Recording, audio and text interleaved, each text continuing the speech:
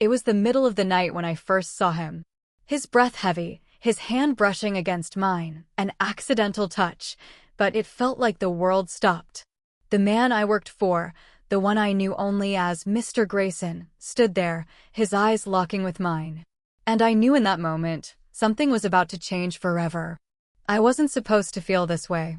I was hired to be his children's governess, nothing more. But as the days passed, I couldn't help but notice the little things, how he looked at me a bit too long when I helped him with the paperwork, or how his voice deepened when he asked me to stay just a little longer after the kids were asleep. I told myself it was nothing. He was married to a beautiful woman, the perfect family on the outside. But what happens when the lines between what's right and what feels good begin to blur? As the tension between us grew, I told myself I was strong.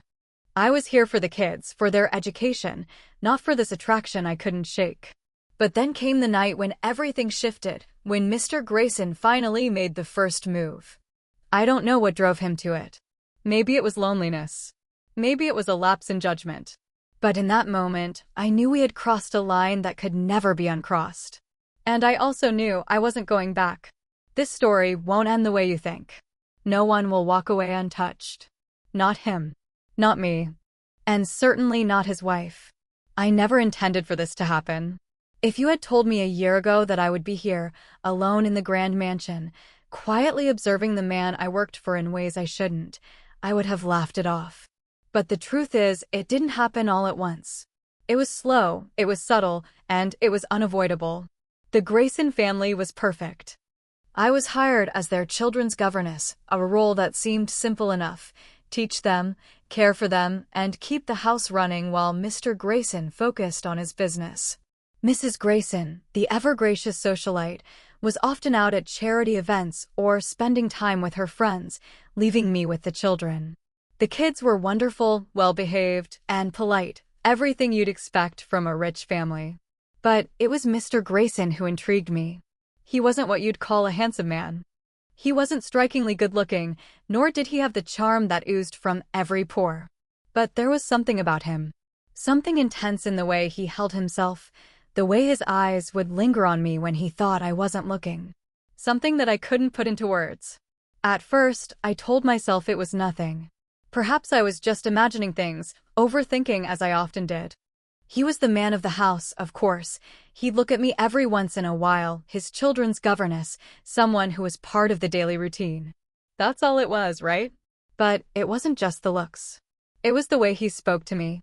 How his voice would deepen when he asked me to stay a little longer after the kids had gone to bed. His small requests, that meant nothing at the time, but now I see them as deliberate attempts to draw me in. His presence would fill the room when he entered. I could smell his cologne lingering in the hallway even after he was gone, a constant reminder that he was there, just out of reach. I knew I shouldn't have noticed. I knew I shouldn't have let the feeling fester, but it was there, gnawing at me. Every evening, when the children were asleep, I would find myself alone with Mr. Grayson, either sitting by the fireplace, discussing the kids' progress, or just waiting. I was supposed to leave after the last lesson, but some nights I lingered, not out of obligation, but out of something else. Something I didn't want to admit. One evening, after the kids had gone to bed, he called me into his study. It wasn't unusual. He often asked me to help him with the children's paperwork, checking their assignments or preparing them for school the next day. But tonight, there was something different in his tone, something more urgent. "Would you mind staying a little longer tonight, Elizabeth?" he asked, his voice warmer than usual. "I need to go over some things with you. It'll only take a moment." I hesitated. It was late, and I was tired, but I agreed. I had no excuse not to. I walked into the study, where the soft light of the desk lamp cast long shadows across the room. He was sitting behind his large desk, papers scattered in front of him, but he wasn't looking at them. His eyes were fixed on me as I entered. I set the papers down, and for a moment, neither of us spoke. The silence between us stretched, thick and heavy, until finally, he broke it. "I've noticed how hard you work," he said, his gaze never leaving mine. "How dedicated you are to the children. And I've been meaning to thank you for it." His words should have been comforting, but they felt like a prelude to something much darker. His eyes were too intense, too searching. There was an unspoken tension in the room that I couldn't ignore, and it made me uneasy. I wanted to look away, but I couldn't. His stare held me in place, like a magnet drawing me in. "Elizabeth," he said, standing up and walking toward me, "I can see the effort you put into everything. I know I don't always show it, but it doesn't go unnoticed." I stood still, my heart beating faster than it should. His presence was overwhelming, and in that moment, it felt like the walls of the room were closing in on me. He was standing too close now, just a few feet away, but it felt like he was much closer, as though the space between us had disappeared entirely. I wanted to step back, to put some distance between us, but I couldn't. I was rooted to the spot, my mind racing with conflicting thoughts. I had been hired to care for his children, nothing more. But this was crossing a line I didn't know existed. And then, without warning, he reached out, his hand brushing against mine. It was a simple touch, nothing extraordinary. But it was enough to send a shiver down my spine. His fingers lingered there, just a second longer than necessary, and when he pulled away, the heat from his touch stayed with me. I started, but the words didn't come out. I was too shaken to speak. He didn't say anything either, just looked at me, his eyes filled with something I couldn't name. It wasn't just appreciation anymore. It was something else. Something darker, more dangerous. "I'm sorry," he said suddenly, stepping back as though realizing how close we had come. "I didn't mean to." "No," I interrupted quickly, my voice shaking. "It's fine. It's just, I should go. The children, they might need me." I turned away before he could say anything else, practically fleeing the room. I didn't want to hear his voice, didn't want to feel the weight of his gaze any longer. As I walked down the hallway, my heart was pounding in my chest. What had just happened? Was it nothing? Or was it something more? The next few days were a blur. I tried to push the memory of that night out of my mind, but it kept coming back, like a shadow I couldn't shake. And then, one evening, it happened again. He called me to his study once more, but this time, it wasn't just about the children's lessons. This time, it was about something else. Something neither of us could deny any longer. I should have known better. But I didn't. I walked into his study, and I didn't look back. Because deep down, I knew I wasn't going to leave. Not now. Not when everything had already started to unravel. It didn't take long for everything to shift. The tension in the air, the silence between us, had become a daily presence. But I refused to acknowledge it. I kept telling myself it was nothing, that I was just imagining things. But deep down, I knew. I wasn't stupid. I could feel the pull every time I saw him, every time our eyes met, every time his hand brushed against mine in the hallway. The night after our last encounter, I couldn't sleep. His words echoed in my mind. I didn't mean to. His voice had been rough, a little too husky. I could still hear the weight of it, like a secret he was trying to keep from himself as much as from me. I tossed and turned in bed, the sheets tangled around my body. The room felt too hot, too suffocating. By the time the morning came, I had convinced myself that it had been a moment of weakness on his part. Nothing more. After all, he was married to a woman who was more beautiful, more elegant than I could ever dream to be. His attraction to me, if it even existed, was just a fleeting moment. A lapse in judgment. But then he called me into his study again. It was a usual day, nothing out of the ordinary. The kids had finished their homework, and I had just finished preparing lunch for them when I received the message from him. "Could you come to my study for a moment?" My stomach churned. I knew what was happening. I could feel it. This wasn't going to stop. It wasn't just innocent anymore. It hadn't been for a long time. I walked toward the study with shaky hands, each step making my pulse quicken. The hallway seemed longer than usual, and my mind raced with thoughts I couldn't control. When I reached the door, I hesitated for a second. Maybe I should turn back. Maybe I should ignore this. But then I heard his voice. "Come in, Elizabeth." I pushed the door open slowly, my heart pounding. He was sitting at his desk, as usual, papers scattered before him. But this time, there was something different about him. His shirt was slightly unbuttoned, and he had this look in his eyes, something dangerous, something raw. "Elizabeth," he began, his voice soft but intense. I need to talk to you about something. I nodded, feeling a knot tighten in my chest. I had no idea what he was going to say, but I already knew it wouldn't be good. I've been thinking about what happened the other night, he continued, his eyes never leaving mine. And I can't stop thinking about it. About you. I froze, my body tense. Mr. Grayson, Please, he interrupted, standing up and walking toward me. I know this isn't supposed to happen. I know you've done nothing wrong. But I can't help how I feel. And I'm not asking you to forgive me for this. I just want you to understand. I stepped back, but he was closer now, his presence overwhelming. Understand what? Understand that I can't stop, he whispered, his hand reaching out for mine. I pulled my hand back, my heart racing. This isn't right. I know, he said, his voice almost a growl now. But I can't stay away from you. I've tried. I could feel the heat from his body as he stood inches away from me. His gaze was fierce, determined. There was no turning back now. He was no longer the man I had worked for. He was the man who wanted me. And I couldn't deny the way my body responded to him. I don't know what to say, I whispered, my breath shallow. You don't have to say anything, he replied, his voice low and husky. Just let me show you. Without thinking, I took a step forward, closing the distance between us. His lips crashed onto mine, desperate, hungry. It wasn't gentle or tender, it was raw, full of unspoken need. And I responded without hesitation, my body betraying my mind. Every inch of me screamed to stop, to pull away, but I couldn't. I wasn't sure how long we stood there, locked in a kiss that felt like it had been waiting to happen for far too long. When we finally broke apart, I was breathless, my hands trembling. My mind screamed that this was wrong, that this wasn't who I was. But then I looked into his eyes, and everything else faded away. I wanted him. I never thought it would be like this, I said, my voice shaky. I never thought I'd want you like this. You do, he whispered, his hand cupping my cheek. And I want you. In that moment, the world outside the study ceased to exist. It was just the two of us, no boundaries, no rules, just a dangerous game we had started and couldn't stop. But I knew this wasn't the end. It wasn't even close. The consequences would be severe, and I wasn't sure I could handle them. But at that moment, I didn't care.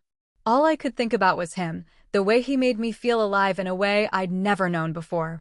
You'll regret this, I whispered, barely able to breathe. He chuckled, his lips curling into a smile. Maybe, but I think you'll regret it more if you don't.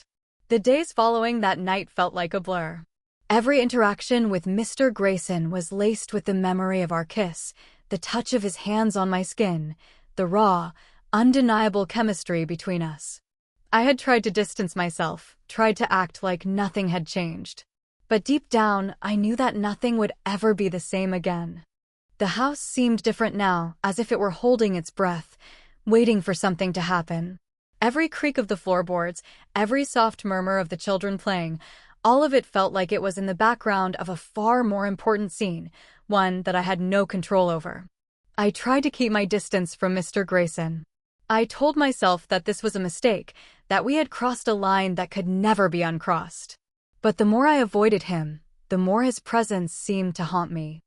I couldn't escape the way his eyes followed me, the way his voice seemed to call out to me even when he wasn't near. It was the smallest things that got to me, the brush of his fingers when we passed in the hallway, the way he would ask for my opinion on the children's lessons with an intensity that made my heart race. His touch lingered in my memory like a ghost, and I couldn't shake it. Then came the moment that changed everything. It was late in the evening, and the children had gone to bed. I had just finished putting them to sleep when I received a message from Mr. Grayson. It was short, but it sent a chill down my spine. Come to my study. I need to talk to you. I knew what this was. I knew where it was leading. But I couldn't stop myself from going. I told myself it was just a conversation, nothing more. But deep down, I felt the weight of the decision I was making. When I entered the study, the room was dimly lit, the soft glow of the desk lamp casting long shadows across the walls. Mr. Grayson was standing by the window, looking out at the garden. He didn't turn when I entered, but I could feel his attention on me, like a physical presence in the room. Elizabeth, he said, his voice low, like a whisper meant only for me. I've been thinking about you, about us. And I can't keep pretending that this is just a mistake. I swallowed hard, my throat dry. My hands trembled slightly as I crossed the room to where he stood. Mr. Grayson, we can't. He turned to face me then, cutting me off. Don't say it. Don't pretend that you don't feel it too. I see the way you look at me. I feel the way you pull away, but I know you want me just as much as I want you.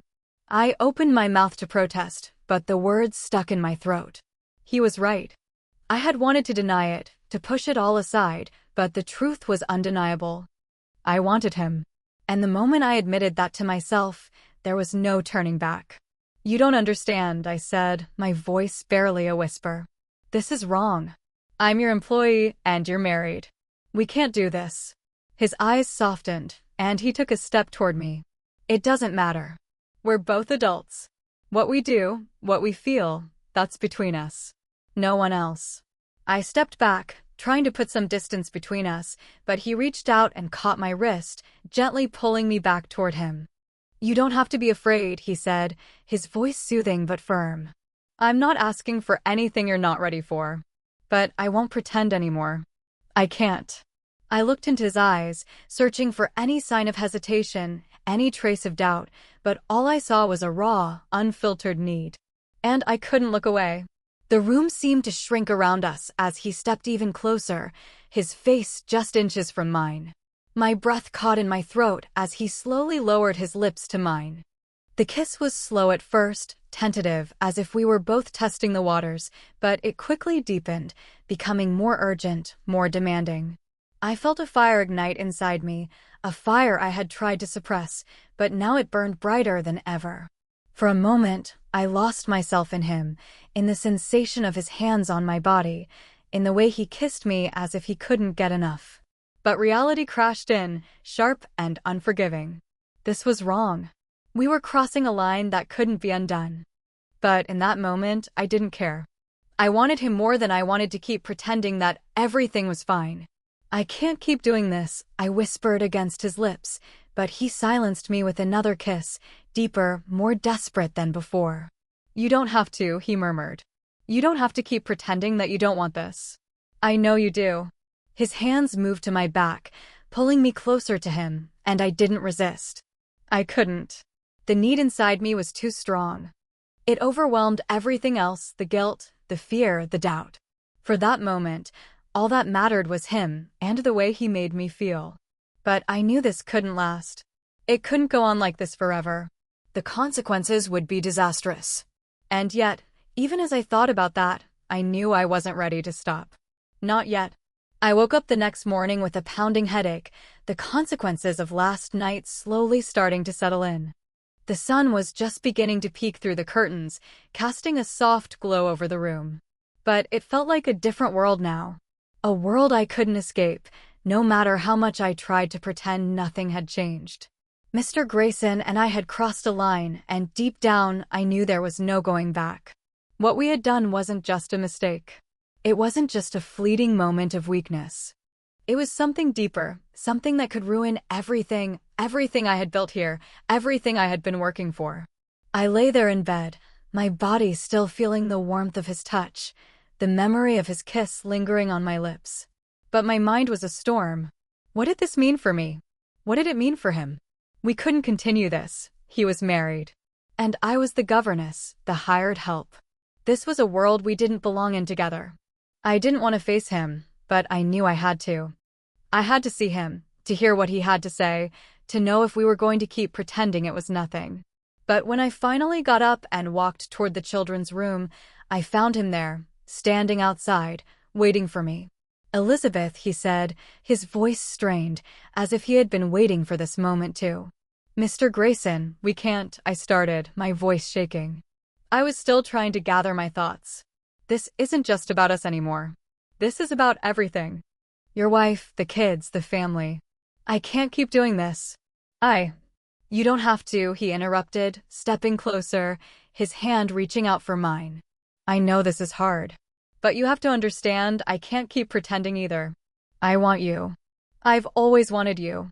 And it's not going to go away. I tried to pull my hand away, but he held on tighter. His eyes were fierce now, not with desire, but with something deeper, more complicated. He wasn't just attracted to me anymore. This was something else. Something dangerous. I don't know what to do anymore, I whispered. I'm not the kind of woman who does this. I can't keep hiding. I can't keep pretending. His grip loosened, but he didn't pull away. Instead, he looked at me, his gaze softening. Neither can I. But we can't just act like nothing happened. We have to face this, Elizabeth. We have to face what we want. The words hit me like a punch to the gut. What we wanted. That wasn't possible. We were on the verge of destroying everything we had, everything he had worked for. His family, his reputation, the life he had built. All of it was hanging by a thread. And I was holding the scissors. I didn't want this to happen, I said, my voice breaking. But it did. And I don't know how to fix it. I don't even know if I want to fix it. But we can't keep going like this. We just can't. He didn't respond right away. Instead, he just looked at me, his expression unreadable. Then, in a quiet voice, he said, "Then, let's make a choice." The room seemed to close in on me, the weight of his words sinking in. A choice? What kind of choice could we make? What was left? You have a family, I reminded him, my voice trembling. You have a wife. You can't just throw all of that away for me. I'm just the governess. I'm not. Stop, he said, his voice firm. You are more than that. You're not just someone to be forgotten. I don't care about the labels. I care about what's real. And what's real is that I can't stay away from you. I've tried, but I can't. I looked away, feeling the heat rise in my cheeks. This wasn't supposed to happen. This wasn't how it was supposed to go. I was supposed to be in control, supposed to stay above all of this. But now, I was in it. Deep. And the more I fought it, the more it felt like I was suffocating. I don't know if I can do this, I said quietly. I don't know if I can live with the consequences. There will be consequences, he said, his voice quieter now, almost remorseful. But I'm willing to face them. Are you? I didn't answer right away. I couldn't. What was I supposed to say? That I was ready to throw away everything? That I was willing to lose my job, my reputation, my dignity for a man I shouldn't want? No, I wasn't ready. But I couldn't deny that part of me wanted to take that leap, to fall into this dangerous game we were playing. And that terrified me more than anything else. You don't know what you're asking, I said, stepping back. This isn't something that can be undone. You can't just turn it off. I know, he said, his voice low, almost regretful. But I'm willing to try. And I need you to decide, Elizabeth. Are you willing to try with me? I turned away, my thoughts spinning. I didn't want to give in. I didn't want to be the woman who threw it all away for a fleeting moment of passion. But deep down, I knew that the moment I walked away, everything would change. Nothing would ever be the same again. And in that moment, I realized the truth. I was already too far gone. The days following our conversation felt like a slow descent into something I couldn't control. Every time Mr. Grayson and I crossed paths, the tension between us was unbearable. There was no pretending anymore, no acting like everything was fine. I could feel his eyes on me, following my every move, and I couldn't deny the pull. I wasn't sure anymore if I wanted to escape it or surrender to it. Either way, we were heading toward a point of no return. It was impossible to focus on anything. The children, my duties, even the small things that had once kept me grounded, they all felt distant, like a fog had settled over everything I did. I was no longer the governess. I wasn't even Elizabeth anymore. I was someone else, someone who had made a choice she couldn't undo. The first time we spoke again after our night together, it was like nothing had happened. It was just another conversation, another exchange of pleasantries. But I could feel it. I could feel the crackling energy between us, as if everything was hanging by a thread. I had to force myself to look at him, to act like nothing had changed. But inside, I was unraveling. "You're doing great with the kids," he said one evening, his voice casual, but the look in his eyes was anything but. "I'm impressed with how well they're doing." I nodded, pretending to listen. "Thank you, Mr. Grayson. They're wonderful kids. It's easy to teach them." But the truth was, I wasn't thinking about the children. I was thinking about him. I was thinking about the kiss, the way he had held me, the way I had let him in. The more I tried to push it down, the more it consumed me. "You know," he said, taking a step closer, "I'm really glad you're here. I don't know what I'd do without you." His words were like a siren call, pulling me in deeper. I wanted to step back, to tell him to stop, but the truth was, I didn't want him to stop. "I'm just doing my job," I said quickly, turning away, trying to hide the way my heart was racing. "It's nothing special." He reached out, his fingers brushing against my arm. "It's more than that. You're more than just a governess, Elizabeth." I stiffened, not sure how to respond. His touch, so simple yet so charged, made my skin burn. I had to get away from him. "I need to finish with the children," I said, stepping back and forcing a smile. "Excuse me." I didn't wait for his reply. I turned and walked away, my mind racing. I couldn't keep doing this. I couldn't keep pretending that it was just a harmless attraction, that it was nothing more than a passing moment. Because deep down, I knew it wasn't. And that terrified me. As I walked to the children's room, I tried to focus on anything, that could take my mind off him. But it didn't work. It never worked. No matter how hard I tried, I couldn't escape the truth.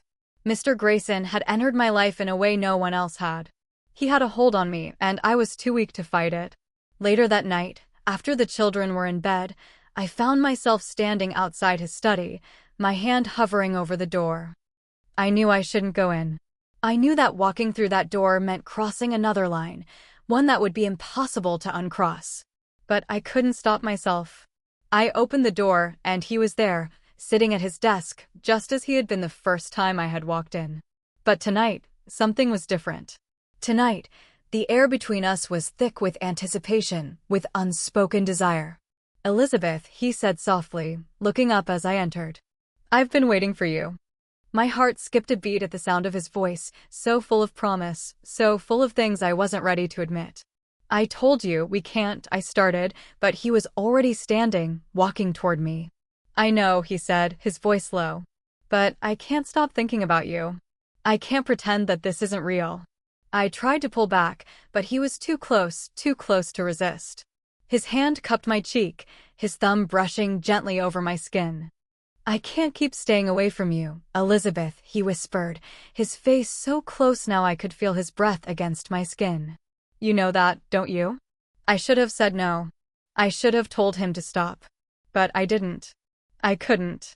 Before I could stop myself, I leaned into him, and his lips were on mine again.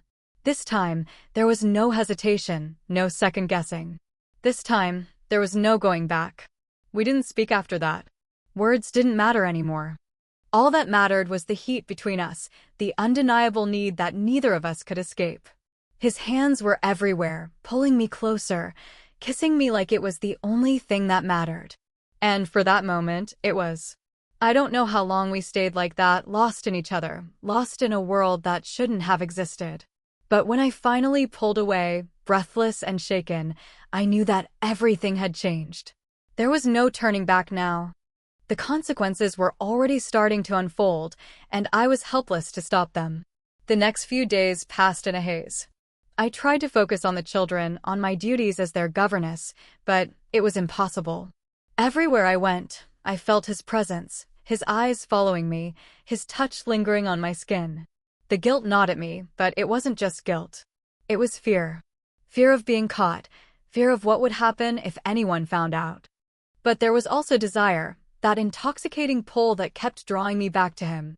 I tried to avoid him, tried to stay away, but it felt like I was caught in his orbit, unable to escape. He knew how to push my buttons, how to make me feel like I was the only one in the room. And every time he looked at me, every time he spoke my name, I was a little weaker. But the reality of our situation was starting to hit me. This wasn't just a brief affair. It wasn't just a mistake. This was real.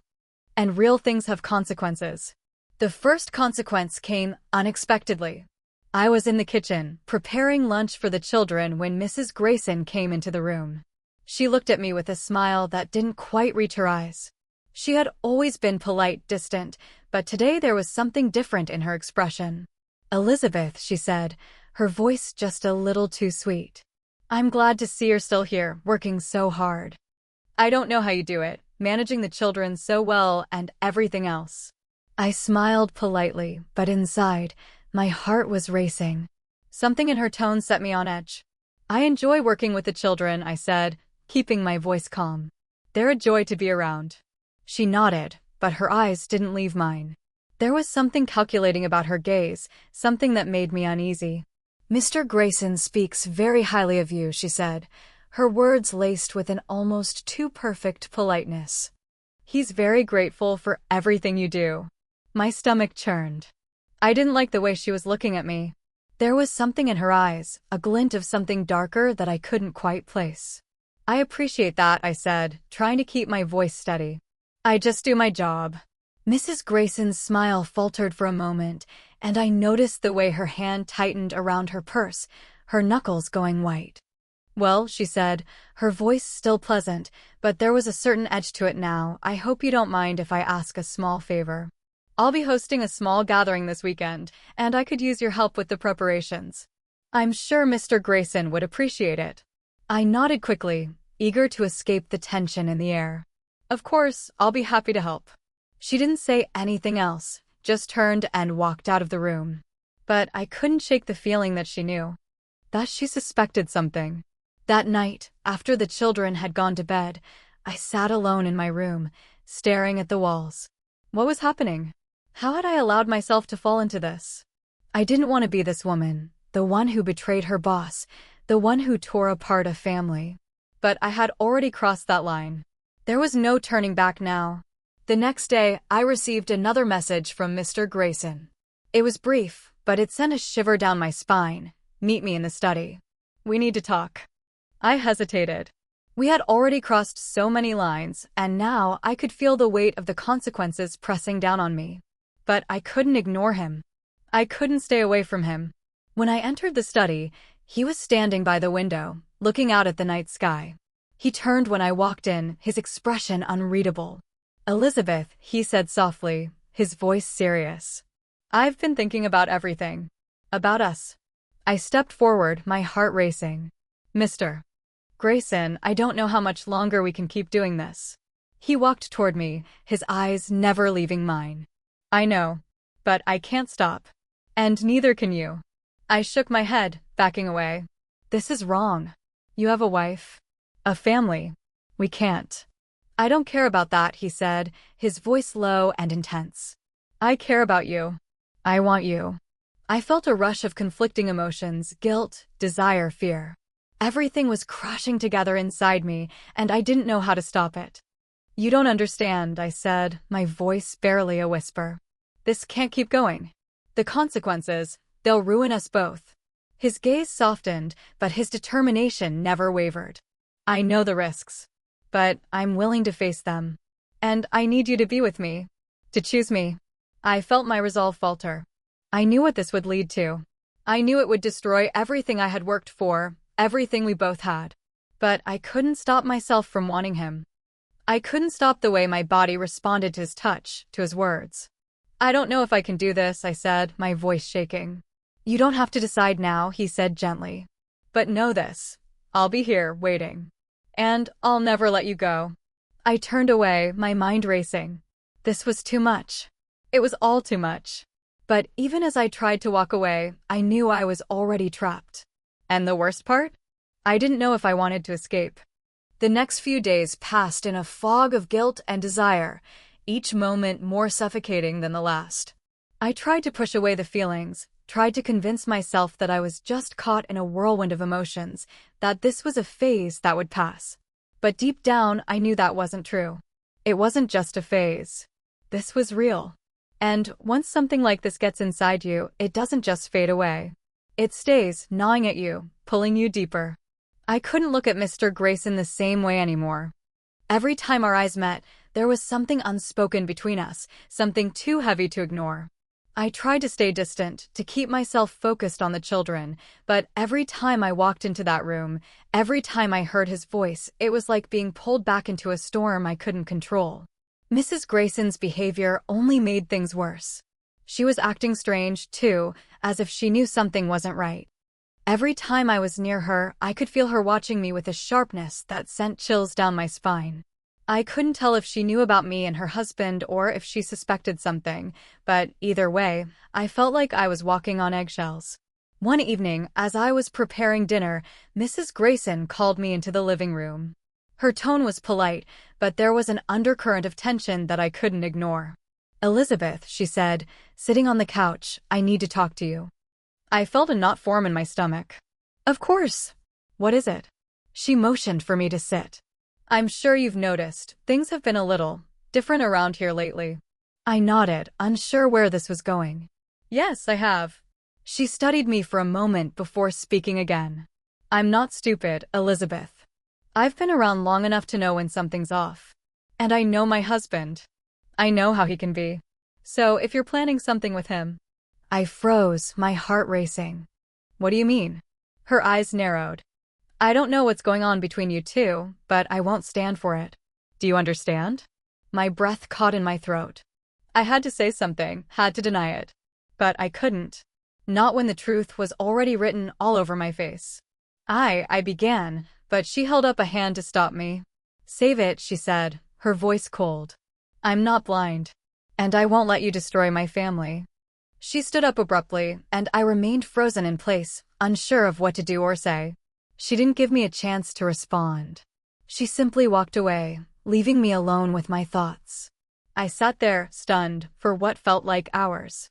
The guilt hit me like a tidal wave. What had I done? What was I doing? I knew it wasn't just about Mr. Grayson anymore. I had crossed a line. And now, there was no turning back. I found myself standing outside his study later that night, the weight of Mrs. Grayson's words still fresh in my mind. I had never felt more lost than I did in that moment. I didn't know what I was doing. I didn't know what I wanted. But I couldn't walk away. Not now. I knocked softly on the door. "Come in," he called from inside. I opened the door and stepped into the study. He was sitting at his desk, his back to me, but he turned as I entered. His eyes softened when he saw me, but there was something else there now. Something more intense. "You've been quiet today," he said, his voice low. I nodded, unsure of what to say. I could feel the tension in the room, thick and heavy, like something was about to explode. I had to tell him. I had to say something, or else this would destroy everything. "I can't do this," I said, my voice barely above a whisper. "I can't keep going on like this. It's wrong. We can't keep doing this to her. Dear family." He stood up and walked toward me, his expression serious. "Elizabeth, I'm not asking you to choose. I'm not asking you to leave. I just need you to know that I care about you. More than you can imagine." I looked at him, my heart torn in two. I wanted him. I wanted him more than I'd ever wanted anything in my life. But I also knew that this affair, could tear everything apart. "I don't know if I can keep doing this," I said, my voice shaking. "I can't keep hurting people. I can't keep lying to her." He reached out and gently cupped my cheek, his thumb brushing against my skin. "I never wanted to hurt anyone. But I'm not going to stop. And I need you to understand that. I need you to decide what you want, because I've already made my choice." I felt a lump form in my throat. I wanted to scream, to tell him that I didn't want this. But I couldn't. I was too far gone. "I don't know what to do," I whispered. "You don't have to know right now," he said softly. "But I need you to think about what you want. You don't have to be afraid. Whatever happens, I'll be here." I stepped back, my mind spinning. I had no idea what I was supposed to do, what I was supposed to choose. I was caught in a web of lies and emotions I couldn't untangle. But as I stood there, looking at him, I knew one thing for sure. This wasn't over. Not by a long shot. It felt like the walls were closing in on me. I had spent weeks, no, months, caught in this web of lies and deceit, unable to break free. The guilt, the desire, the fear, it was all swirling inside me, making it impossible to think clearly. I had tried to deny it, tried to push it away, but the truth was undeniable. I had fallen too far into this world. And now, there was no way out. After our conversation that night, I couldn't sleep. My mind raced with thoughts of Mr. Grayson, of his words, of his touch. He had made his choice. He had made it clear that he wouldn't stop, that he wanted me. But I couldn't ignore the reality of what that meant. I had a life, a job, a role to play in his family, and I was watching it all slip away for the sake of a forbidden passion. But it wasn't just about me anymore. It was about them, his wife, his children. They didn't deserve to be torn apart because of my mistake. Yet, even as I thought these things, a part of me, an undeniable, dangerous part, still wanted him. And that part was the part one couldn't escape. The next morning, Mrs. Grayson didn't say a word to me. She didn't look at me, but I could feel the tension between us. The silence was deafening, the weight of what had been said hanging in the air. Every glance, every shift in the room, was like a warning. I couldn't keep pretending, couldn't keep acting like everything was normal. But what could I do? How could I fix this? I spent the day avoiding Mr. Grayson, but it didn't matter. We were bound to cross paths, and when we did, the tension was unbearable. I could feel his presence before I saw him, his eyes always on me, like an invisible force drawing me in. It was maddening, suffocating. And every time he came near, I felt myself weakening, my resolve crumbling. That evening, after dinner, I was sitting alone in my room when I heard a soft knock on the door. My heart skipped a beat. I knew who it was before I even opened the door. "Elizabeth," he said softly as I opened it. His voice was almost gentle, but there was an intensity in it that made my heart race. "We need to talk." I stepped back, allowing him into the room, and we both stood there, silent, for a moment. His eyes searched mine, like he was looking for something he didn't expect to find. But I didn't know what to say. I didn't know what to do. "I've been thinking about everything," he said, his voice low. "And I know I've made mistakes. But I need you to understand something. This isn't just about what we did. This is about what's real. And what's real is that I want you, Elizabeth. I want you more than anything." I felt a knot tighten in my chest. It was everything I had been avoiding, everything I had been trying to deny. But he was right. He was being honest with me. And I had to be honest with myself. "I can't keep doing this," I said, my voice barely above a whisper. "I can't keep hurting people. I can't keep lying. I'm not that person." He stepped closer, his gaze softening. I know this isn't easy. But you have to make a choice. You have to decide what you want, because I've already made mine. And I'm not going to let you go." The words hung in the air like a promise, but I didn't know if it was one I could accept. What was I supposed to do? How was I supposed to choose between him and everything else, the family I had worked for, the life I had built? The weight of it all was too much. And I was falling. I backed away, my mind spinning. "I need to think. I need time." He nodded, understanding. But I could see the frustration in his eyes. He wasn't going to wait forever. "You don't need time to think," he said quietly, almost as if he was trying to reassure me. "You know what you want. Don't lie to yourself." I closed my eyes for a moment, feeling the weight of his words. And in that moment, I realized something. I had been lying to myself for so long. I had been lying about what I wanted, about who I was. And maybe, just maybe, it was time to stop pretending. I looked at him, my heart pounding in my chest. "I'm not sure I can do this," I said, my voice shaky. He reached out for my hand, his touch gentle. "You don't have to be sure. Just follow your heart." I wanted to pull away, to run, to escape the inevitable. But I didn't. I stayed, because in my heart I knew what I wanted. And as much as it terrified me, I knew I was ready to face the consequences, whatever they may be. "I'm with you," I whispered, the words finally escaping my lips. "I'm with you no matter what." It wasn't just a decision. It was the point of no return.